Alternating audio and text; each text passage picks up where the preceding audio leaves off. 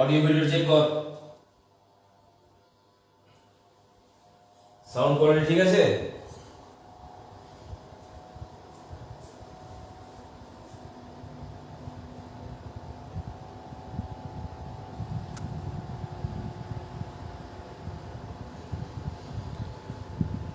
Check কর দিয়ে পরে বল আমাকে। দেখ এপি রুমটাও আমি ওপেন করে দিয়েছি, তোরা চাইলে পড়তে পড়তে কোনো সমস্যা হলে আমাকে এপি রুম থেকে কল করতে পারিস, ঠিক আছে?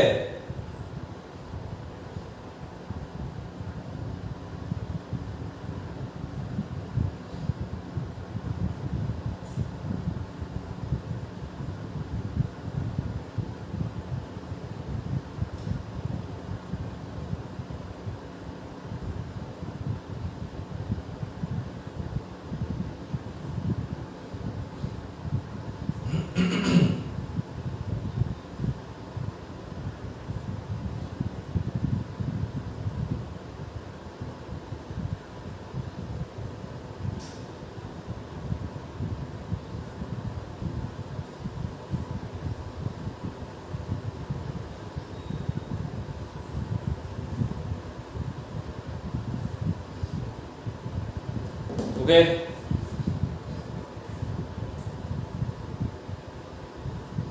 চলো আমাদের আজকে কেমিক্যাল বন্ডিং এর 4th ক্লাস।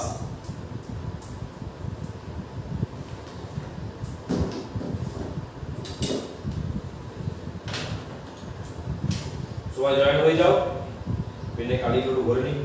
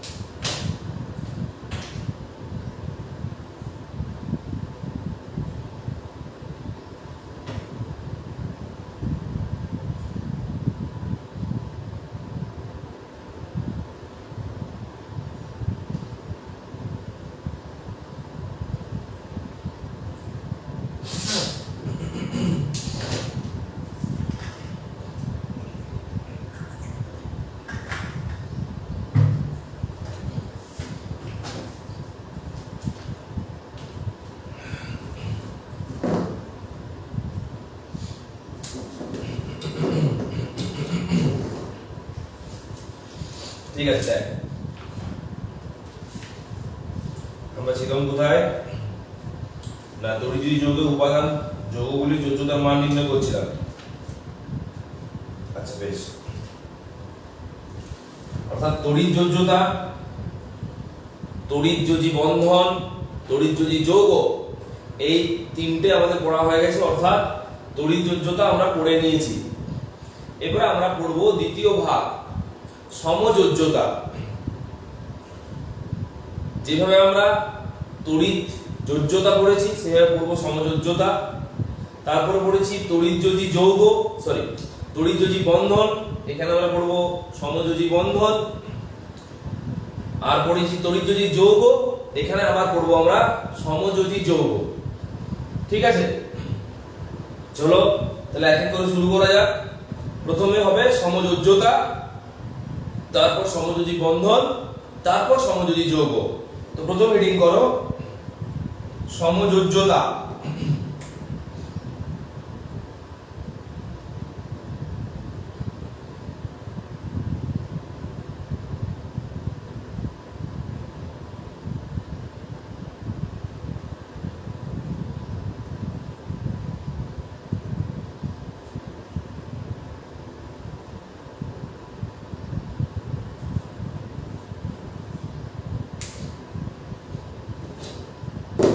রেডি হয়েছে সবাইকার?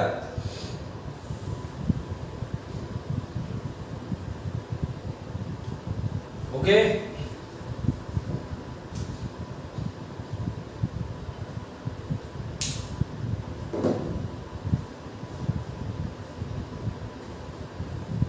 দেখ ডেফিনেশনটা লেখার আগে আমি এখানে একটা সংজ্ঞা লিখে দিচ্ছি। এই সংজ্ঞা লিখে দিচ্ছি বলছি, একটা এক্সাম্পল আমি যদি দেখাচ্ছি।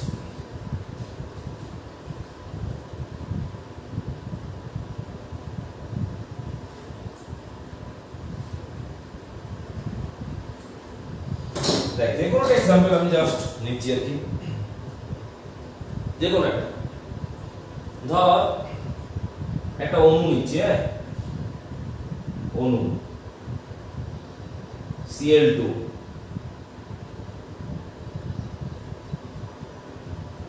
এটা হচ্ছে ক্লোরিন অণু। কি এটা? ক্লোরিন অণু। আমরা সংজ্ঞাগুলো পড়বার আগে একটা এক্সাম্পল দেব, তাহলে আমাদের সংজ্ঞাগুলো বুঝতে একটু সুবিধা হবে। ক্লোরিন অণু কেমন করে গঠিত হয়? প্রথমত আমার কাজ হচ্ছে Cl2 কে ভেঙে নেওয়া, একটা আর দুটো। ক্লোরিন, একটি ক্লোরিন অণুর মধ্যে দুটি ক্লোরিন পরমাণু বর্তমান। বেশ,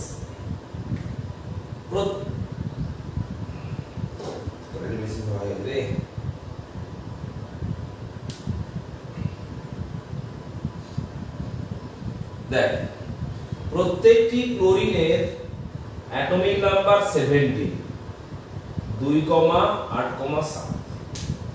এখান থেকে এটা পরিষ্কার যে ক্লোরিন পরমাণুর সর্বশেষ কক্ষে, ক্লোরিন পরমাণুর সর্বশেষ কক্ষে রয়েছে 7টি ইলেকট্রন। এখন ক্লোরিনের নিকটতম নিষ্ক্রিয় মৌল যে আছে, ক্লোরিন সর্বদা তার মতো ইলেকট্রন বিন্যাস লাভ করতে চায়। ক্লোরিনের সবচেয়ে কাছে যে নিষ্ক্রিয় মৌল আছে তার শেষ কক্ষে রয়েছে 8টি ইলেকট্রন। অতএব ক্লোরিনও চায় যে তার সর্বশেষ কক্ষে 8টি ইলেকট্রন থাকুক। এর ফলে কি হবে না, এর ফলে ক্লোরিন পরমাণু খুব সুস্থিত হবে এবং অষ্টপূর্ণ হবে। এরপর কি হচ্ছে না, দুটো ক্লোরিন পরমাণু Cl এবং Cl, এদের সর্বশেষ কক্ষে রয়েছে 7টি করে ইলেকট্রন। এই 7টি ইলেকট্রন হচ্ছে ইলেকট্রনীয় ডট গঠন। তাহলে আমি প্রত্যেকটি ক্লোরিন পরমাণু ইলেকট্রনীয় ডট গঠন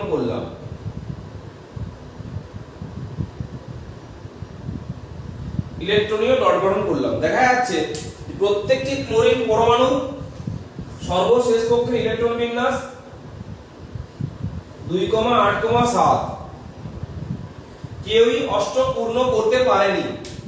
এক্ষেত্রে কোনো একটি ক্লোরিন পরমাণু যদি তার সর্বশেষ কক্ষের একটি ইলেকট্রনকে অপর একটি ক্লোরিন পরমাণুকে দিয়ে দেয়, বর্জন করে দেয়, তাহলে হয়তো যে ক্লোরিন পরমাণু ইলেকট্রনটা গ্রহণ করছে সে অষ্টপূর্ণ হয়ে যাচ্ছে, কিন্তু আরেকটা যে ক্লোরিন পরমাণু আছে সে তো অষ্টপূর্ণ হচ্ছে না। অতএব দুজন যদি অষ্টপূর্ণ না হয় তাহলে তারা যৌগ গঠন করবে না, অণু গঠন করবে না। অতএব এদের ক্ষেত্রে পদ্ধতিটা একটু ভিন্ন। তড়িৎযোজী যৌগের মতো নয়। তড়িৎযোজী যৌগের ক্ষেত্রে ইলেকট্রন একজন গ্রহণ আর একজন বর্জন। এখানে কিন্তু গ্রহণ বর্জনের কেস ঘটনা নেই। এখানে হচ্ছে ইলেকট্রন জোড় গঠন। প্রত্যেকেরই একটি করে লাগবে, তাই প্রত্যেকে একটি করে ইলেকট্রন বর্জন করবে। যার যতগুলো ইলেকট্রনের প্রয়োজন সে ততগুলো ইলেকট্রন বর্জন করবে। এখানে প্রত্যেকটি ক্লোরিন পরমাণুর একটি করে ইলেকট্রন প্রয়োজন, তাই প্রত্যেকটি ক্লোরিন পরমাণু একটি করে ইলেকট্রন বর্জন করবে। বর্জনই শুধু করবে, কেউ গ্রহণ করবে না। তাহলে কি দেখা যাচ্ছে না, এই ক্লোরিন পরমাণু একটা ইলেকট্রন বর্জন করলো আর এই ক্লোরিন পরমাণুও একটা ইলেকট্রন বর্জন করলো। প্রত্যেকটি ক্লোরিন পরমাণু একটি করে ইলেকট্রন বর্জন করেছে। এরপরে দেখ কি হয়েছে, পরের স্টেপটা তো হয়ে গেছে ক্লোরিন। প্রত্যেকের 7টা করে ইলেকট্রন ছিল, কিন্তু ওরা একটা করে ইলেকট্রন বর্জন করে দিয়েছে। অতএব ওদের কাছে পড়ে আছে এখন 6টি করে ইলেকট্রন। তাহলে যে দুটো ইলেকট্রন তারা বর্জন করেছিল ওই দুটো ইলেকট্রন গেল কোথায়? কেউ তো গ্রহণ করেনি। অতএব যেখানে বর্জন করেছিল ইলেকট্রনটা সেখানে রয়ে গেছে। কোথায়? না দুটি পরমাণুর মধ্যবর্তী স্থানে। বেশ হলো। এই ইলেকট্রনটা বলা হচ্ছে ইলেকট্রন জোড়। এই ইলেকট্রনটা বলা হচ্ছে ইলেকট্রন জোড়। তাহলে এখানে প্রত্যেকটি মৌলের পরমাণু ইলেকট্রন বর্জনের মাধ্যমে ইলেকট্রন জোড় গঠন করে। এবার এই জোড়ে অধিকার দুটি পরমাণুরই আছে সমানভাবে। এই জোড়টির উপর প্রত্যেকটি ক্লোরিন পরমাণুরই অধিকার রয়েছে। অতএব প্রত্যেকে এই জোড়কে ব্যবহার করতে পারবে। প্রথমত এই ক্লোরিন পরমাণু এই জোড়টাকে ব্যবহার করলো, যার ফলে দেখা যাচ্ছে যে এই ক্লোরিন পরমাণু কিন্তু সর্বশেষ কক্ষে দেখ 8টা ইলেকট্রন হয়ে গেছে। কোন ইলেকট্রনগুলোকে 1 2 3 4 5 6 7 8। অতএব একটা ক্লোরিন পরমাণু আপাতত সুস্থিত হয়ে গেছে। আরেকটা ক্লোরিন পরমাণু সেও ওই ইলেকট্রন জোড়কে সমভাবে ব্যবহার করবে, কারণ ওই ইলেকট্রন জোড়টা কমন ইলেকট্রন জোড়, সাধারণ ইলেকট্রন জোড় দুজন মিলেই তৈরি করেছে, তাই ব্যবহারটাও দুজনেই করবে। এই ইলেকট্রন জোড়টাকেও দুজন মিলেই ব্যবহার করে নিল। দেখলি ইলেকট্রন জোড়টা কেমন দুজন মিলে ব্যবহার করে নিল, দেখতে পেলি? আচ্ছা, এরপর কি হলো না, এখানে একটা যোজ্যতা কাজ করছে। এদের মধ্যে যে যোজ্যতা কাজ করছে এখন এদের মধ্যে যোজ্যতা কাজ করছে, তার নাম সমযোজ্যতা। তার নাম সমযোজ্যতা। আর মনে রাখবি এই জোড়া জোড়া ইলেকট্রন গুলো বন্ধন সৃষ্টি করে। এক জোড়া ইলেকট্রন এক বন্ধন সৃষ্টি করবে, দু জোড়া ইলেকট্রন দ্বিবন্ধন সৃষ্টি করবে, তিন জোড়া ইলেকট্রন তিন বন্ধন সৃষ্টি করবে বা ত্রিবন্ধন সৃষ্টি করবে। এখন ক্লোরিন অণুর ক্ষেত্রে ক জোড়া ইলেকট্রন রয়েছে? এক জোড়া। তাহলে এদের মাঝে কত বন্ধন সৃষ্টি হবে? না সমযোজী এক বন্ধন। কেমন ভাবে লিখবো আমরা? ক্লোরিনকে নিয়ে নেব, এক জোড়া ইলেকট্রনের জন্য একটি বন্ধন। বন্ধনকে ছোট্ট একটা লাইন দিয়ে প্রকাশ করা হয়, সরল রেখা দিয়ে ছোট্ট। তাহলে Cl সিঙ্গেল বন্ড, কি বলবো? Cl single bond. আবার একটা Cl, Cl single bond Cl। বুঝা গেল? প্রত্যেক এক জোড়ার জন্য একটা, দু জোড়া থাকলে দুটো লাইন, তিন জোড়া থাকলে তিনটে লাইন। মনে রাখবি দুটো বিন্দু দিয়ে একটা সরলরেখা টানা যায়, দুটো বিন্দু দিয়ে সর্বোচ্চ একটি সরলরেখা টানা সম্ভব। তাই দুটো ইলেকট্রন দিয়ে একটাই বন্ধন সম্ভব। আরেক জোড়া আসবে আরেকটা বন্ধন, আরেক জোড়া আসবে আরেকটা বন্ধন, ম্যাক্সিমাম ত্রিবন্ধন পর্যন্ত হতে পারে। এখন ক্লোরিন আর এই ক্লোরিনের মধ্যে যে বন্ধন কাজ করছে তার নাম সমযোজী বন্ধন। তার নাম সমযোজী বন্ধন। এর ফলে যে যৌগ উৎপন্ন হবে এর নাম সমযোজী যৌগ। এর নাম সমযোজী যৌগ।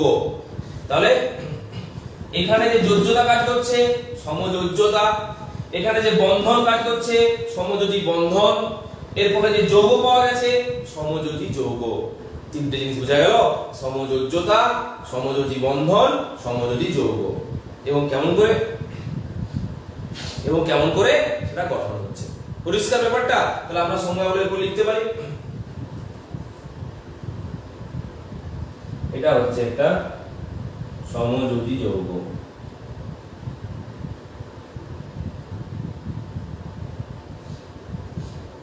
সমযোজী যৌগ। বল, আমি এতক্ষণ ধরে যা কিছু বললাম, যা কিছু বলতে চাইলাম, বোঝাতে চাইলাম, পুরো ব্যাপারটা বোঝা গেছে? তবে কিন্তু আমি সমযোজ্যতা এবং সমযোজী বন্ধন এবং সমযোজী যৌগের ডেফিনেশনটা লেখাবো। আমাকে কমেন্ট বক্সে কমেন্ট করো। আর কারোর কোনো প্রশ্ন থাকলে সে ফেসবুক রুমে যে লিংক দেওয়া আছে সেই লিংকে ক্লিক করে আমার সাথে সরাসরি কথা বলতে পারো এই মুহূর্তে।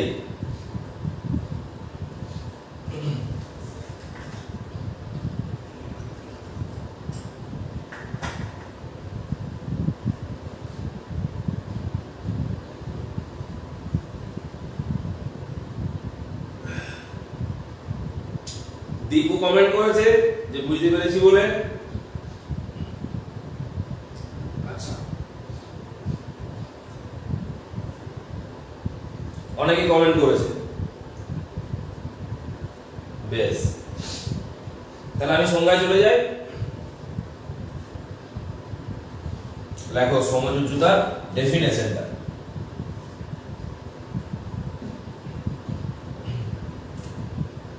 চলো সবাই লেখো। যে নিকটতম নিষ্ক্রিয়, যে যে কথাগুলো বললাম সেগুলো এখানে লেখাবো। পুরোটা মনে আছে কি বলেছি? দেখে নেবে, মিলিয়ে নেবে। লেখো নিকটতম নিষ্ক্রিয় গ্যাস পরমাণুর মতো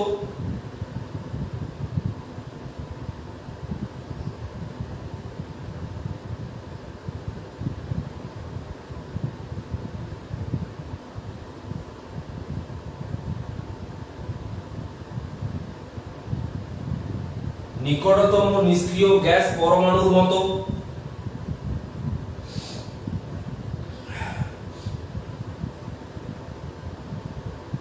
সুস্থিত ইলেকট্রন বিন্যাস লাভের চেষ্টায়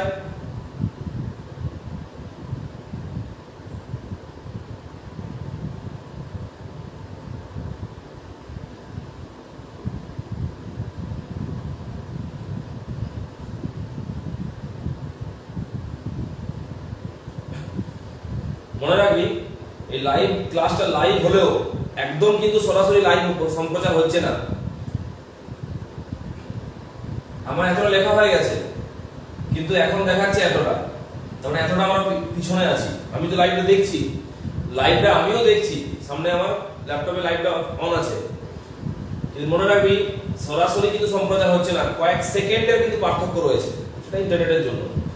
আর সুস্থিত ইলেকট্রন বিন্যাস লাভের চেষ্টায় দুটি পরমাণু, থাকতে পারে অনেকগুলো পরমাণু কিন্তু বন্ধন হবে সবসময় দুজনের মধ্যে। থাকতে পারে অনেকজন পরমাণু, একজনের অনেকজন থাকতে পারে কিন্তু শেষ অবধি বন্ধন একজনের সাথেই হয়। এখানেও তাই, থাকতে পারে অনেকগুলো পরমাণু কিন্তু বন্ধন একজনের সাথেই হবে। তাহলে দেখো ইলেকট্রন বিন্যাস লাভের চেষ্টায় দুটি পরমাণু তাদের সর্বশেষ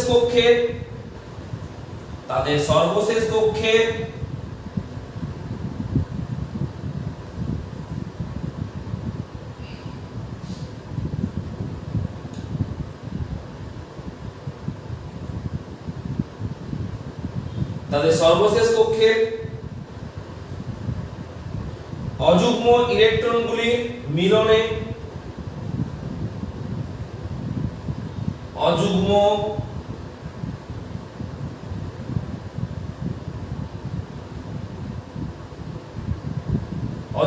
ইলেকট্রনগুলির মিলনে গঠিত এক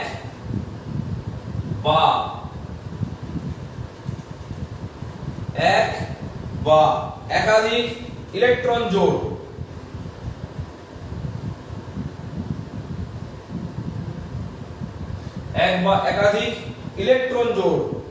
সমভাবে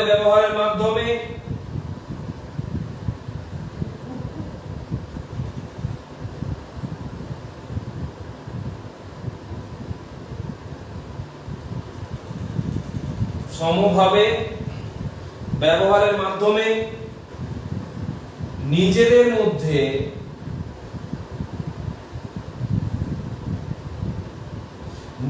মধ্যে রাসায়নিকভাবে মিলিত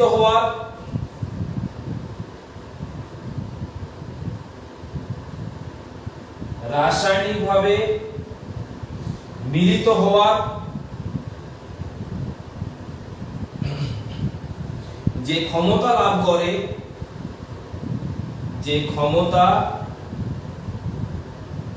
লাভ করে তাকে সমযোজ্যতা বলে।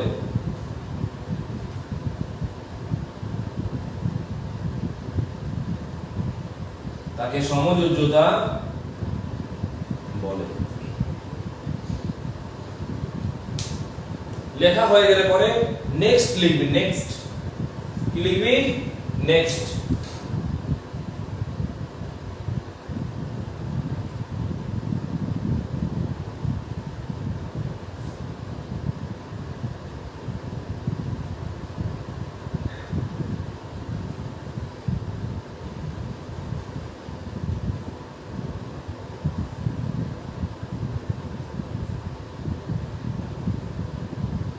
হলো?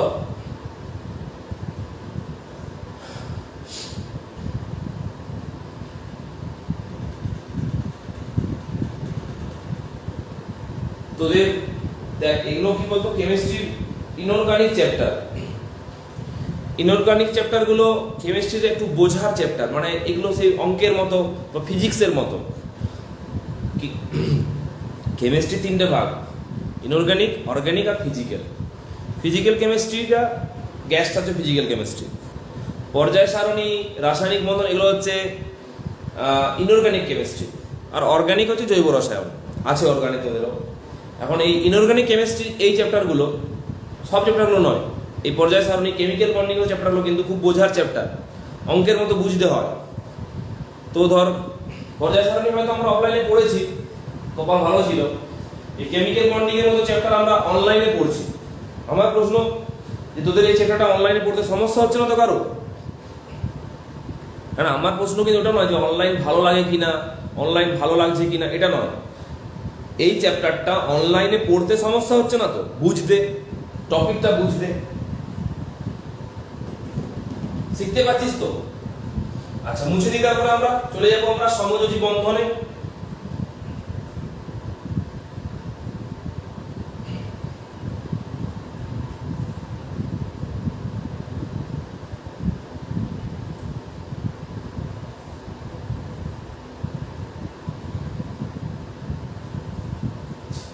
ধন্যবাদ প্রত্যেককে যাদের সমস্যা হচ্ছে না, বা সমস্যা হওয়া সত্ত্বেও তারা আমাকে হচ্ছে না বলে বলছে আর কি।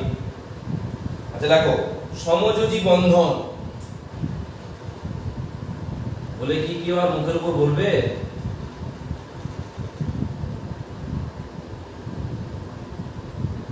সমযোজী বন্ধন আমি চেষ্টা করব আমার তরফ থেকে যতটা দেওয়া যায়, ঠিক আছে, যতটা ম্যাক্সিমাম ধীরে ধীরে করবো, যেন আমরা আস্তে আস্তে হড়বড়ানির কিছু নেই একদম, আর যাতে ভালো করে পড়াতে পারি। এই কারণে ফেসবুকটা বেছে নিয়েছি আমি। গুগল মিট, জুম যেসব অ্যাপগুলো রয়েছে সেখানেও হয়, কিন্তু সেখানে পড়াতে গেলে প্রচুর ডিস্টারবেন্স, লাইন কেটে যাবে, তুমি লেফট হয়ে যাবে, শুনতে পাবে না, মাঝে মাঝে দেখতে পাবে না, ভিডিও সেভ থাকবে না। এটাতে যেটা সবথেকে বড় জিনিস সেটা হচ্ছে ক্লাসটা সেভ থাকবে। ক্লাস করছে এখন কতজন? 18 জন। আসে কতজন? 50 জনের উপরে। বাকিরা কোথায় গেল? নিশ্চয়ই পরে করে নেবে, এটাই আর কি।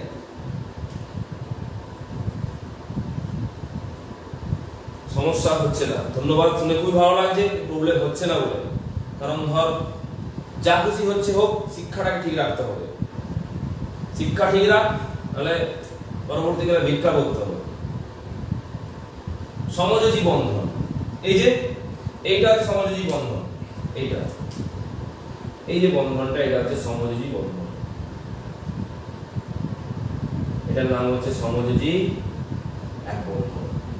যেমন তড়িৎযোজী বন্ধন ছিল, কিন্তু তড়িৎযোজী বা আয়নীয় বন্ধনের কোনো প্রকারভেদ থাকেনি, কিন্তু কিন্তু এক্ষেত্রে কিন্তু সমযোজী বন্ধনের প্রকারভেদ আছে। এক বন্ধন, এক জোড়া ইলেকট্রন, এক বন্ধন, দু জোড়া ইলেকট্রন, দ্বিবন্ধন, তিন জোড়া ইলেকট্রন, দ্বিবন্ধন। মন চাপের কিছু নেই, এগুলো যেগুলো বলছি মুখে সেগুলো ডিটেইলসে 100 বার দেখতে পাবে। এখন শুধুমাত্র সমযোজী বন্ধনটা সংজ্ঞাটা বুঝছো। দেখ, দুটি পরমাণুর মধ্যে এক বা একাধিক ইলেকট্রন জোড়,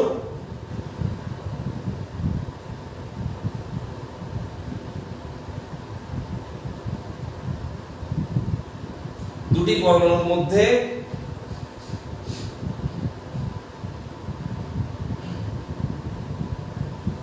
এক বা একাধিক ইলেকট্রন জোড় সমভাবে ব্যবহারের মাধ্যমে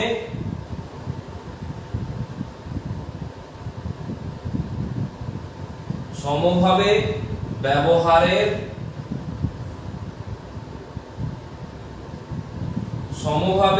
ব্যবহারের মাধ্যমে, এই যে সমভাবে ব্যবহার, এই যে ইলেকট্রন জোড়টা, এই ইলেকট্রন জোড়টাকে দুটি পরমাণুই সমানভাবে ব্যবহার করছে। ইলেকট্রন জোড় সমভাবে ব্যবহারের মাধ্যমে যে রাসায়নিক বন্ধন গঠিত হয় যে রাসায়নিক বন্ধন গঠিত হয় তাকে সমযোজী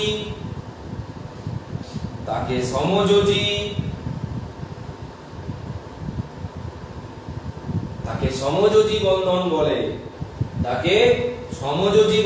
বলে। লেখা হয়ে গেলে, বোঝা হয়ে গেলে নেক্সট করে দিবি। চলে যাব আমরা নেক্সট হেডিং, সমযোজী অণু বা সমযোজী যৌগে।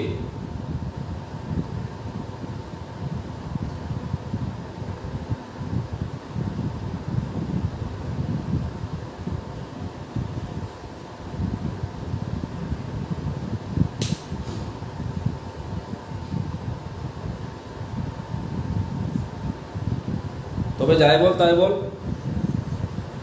তোদের সাথে কথা হচ্ছে না, তোদের মুখগুলো দেখতে পাচ্ছি না, তোদেরকে বকতে পাচ্ছি না, পিটাতে পাচ্ছি না, অপমান করতে পারছি না, তোরা আমাকে মনে মনে গাল দিতে পারছিস না, এগুলো মিস করছি। জিতান ধর যদি 2 ঘন্টা ক্লাসে বসে থাকে তো তোর 2000 গাল আমাকে দে মিনিমাম। তো ধর এখন কি করছে বলতো, দিচ্ছে হয়তো, যে এখন ধর আমি ধর ওই সামনাসামনি তো পাচ্ছি না, অনেক দূর হয়ে গেছে।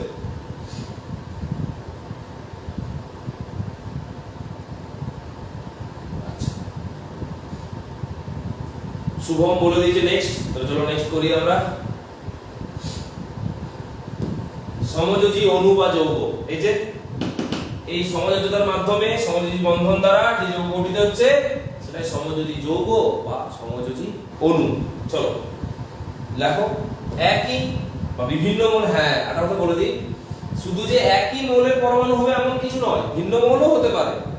এখানে আমি উদাহরণ স্বরূপ ক্লোরিন অণুকে নিয়েছি, যেহেতু ক্লোরিন অণু দুটি ক্লোরিন পরমাণু দ্বারা গঠিত, তাই এই ক্ষেত্রে পরমাণু দুটো একই মৌলের হয়ে গেছে। একই মৌলের পরমাণু হতে পারে, আবার ভিন্ন মৌলের পরমাণু হতে পারে, দুটোই হতে পারে। একই মৌল হতে পারে, আবার ভিন্ন মৌলও হতে পারে।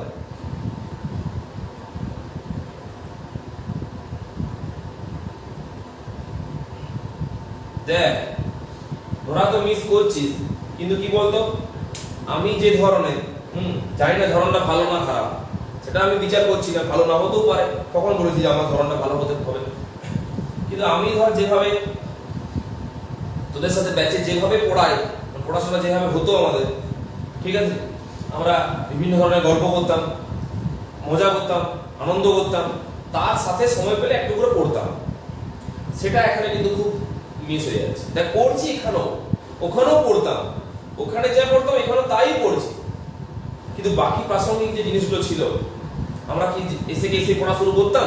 এসে পড়া শুরু করতাম না। আগে আমরা একটু গল্প করতাম, তারপর আমরা পড়া ধরতাম, সেটা নিয়ে পড়া ধরা হতো, না পারলে মারপিট হতো, হ্যাঁ ঝামেলা হতো, তারপরে আবার সবকিছু মিটে যাওয়ার পর আবার পড়ানো শুরু করতাম। পড়ানোর মাঝেও কোনো না কোনো টপিক নিয়ে মাঝে মধ্যে আলোচনা হয়ে যেত। এইভাবে আমরা গল্প করতে করতে গল্পের মাঝে একটু করে পড়ে নিতাম। এখানে কি হচ্ছে সেটা তো আর নেই, শুধুমাত্র পড়াতে হচ্ছে। আর এই সব সাবজেক্ট যদি শুধুমাত্র পড়তে হয় সেক্ষেত্রে কিন্তু একটু সমস্যা আছে। ফিজিক্স কেমিস্ট্রির মতো সাবজেক্ট শুধু যদি আমরা পড়তে থাকি টপিক সাবজেক্টটাকে, তাহলে কিন্তু সেক্ষেত্রে একটু সমস্যা, দীর্ঘদিন টানা সম্ভব হবে না। দীর্ঘদিন টানতে গেলে আমাদের একটু কিন্তু এন্টারটেনমেন্টটা দরকার, যেটাতে আমাদেরকে পড়ানোর উৎসাহ যোগাবে। বিভিন্ন জায়গায় টিউশন করে ফিরতিস, মনের ভিতরে মাথার উপর চাপ থাকতো, আমরা একটু গল্প করে আলোচনা করে সেটাকে ফ্রি করে নিতাম, দেন পড়তে স্টার্ট করতো। তাতে কি হতো, মাথার চাপটা বেরিয়ে যেত এবং তারপর সাবজেক্টটা ঢুকতো। আর এই চাপটা রয়ে যায়, সাবজেক্টের উপর দিয়ে বেরিয়ে চলে যাবে, তাতে তো লাভ কিছু হবে না। তাহলে আমাকে দেখতে হবে যে আমাদের মাথায় সাবজেক্টটা কিভাবে ঢুকে, তার জন্য আমাদেরকে একটু ওইভাবে করতে হতো, পড়াশোনা করতে হতো। সেটা এখানে সম্ভব হচ্ছে না। এবার পরিস্থিতির চাপে কিছু করার নেই, তবে কথা দিচ্ছি আর 1 থেকে 2 মাস একটু ওয়েট কর, সব ঠিক হয়ে যাবে আশা করছি। ঝড় দিচ্ছে নাকি রে? বিরাট ঝড় উঠে যাবে। যাই হোক চলো,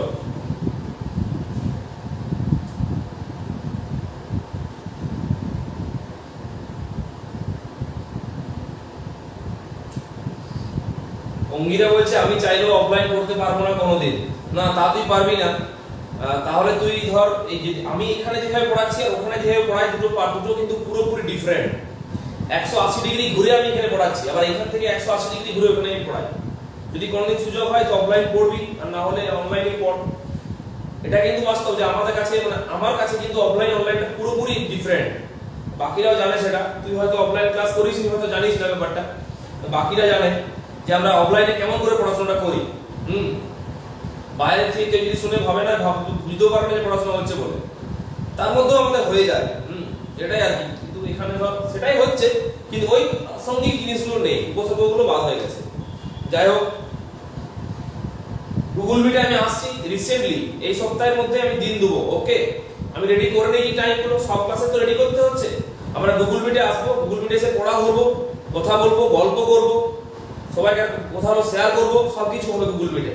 এখানে আমরা ধৈর্য ধরে পড়বো, আর ওখানে আমরা কি কিন্তু পড়া ধরা, গল্প করা, এইসব ব্যাপারগুলো করবো।